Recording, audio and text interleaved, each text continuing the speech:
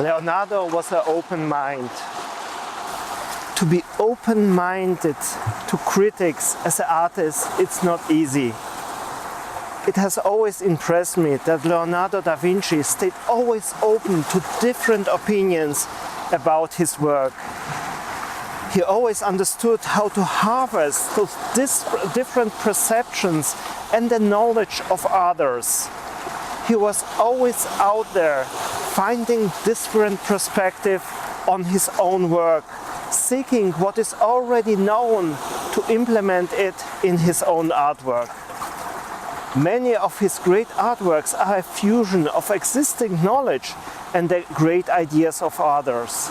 His work represents the essence of what he found out and what was already successful in others' artworks.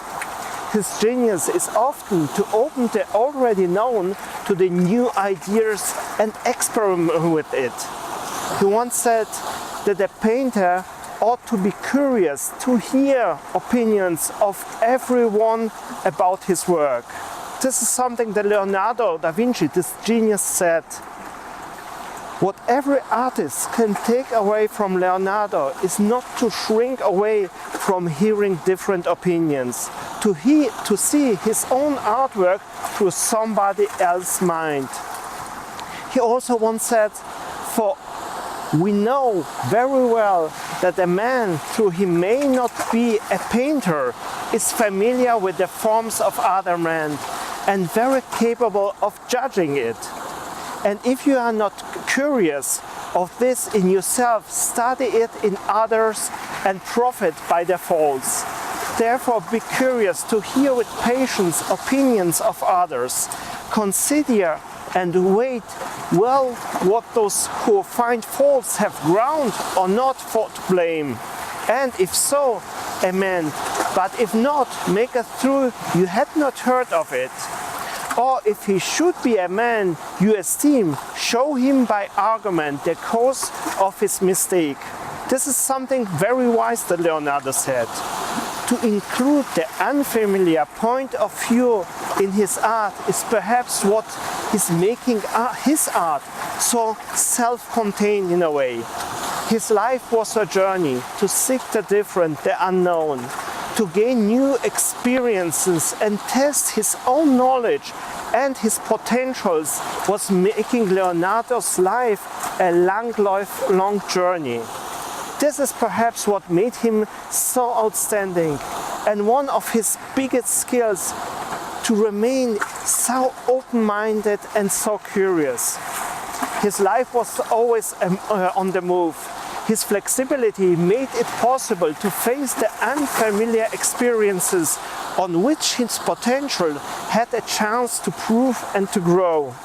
The combination of something new on which a new skill could develop made him grow as a person, as a painter, as an artist, and were the groundwork for greater opportunities.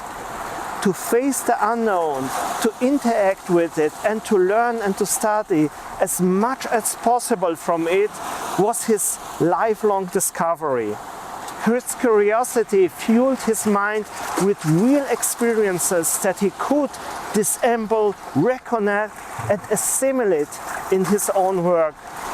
It is like Leonardo would always remain a young mind interested in the surrounding human being relationships that he expressed later on in his art. There's a joy in his work that shows open-mindedness that is natural, perhaps in children.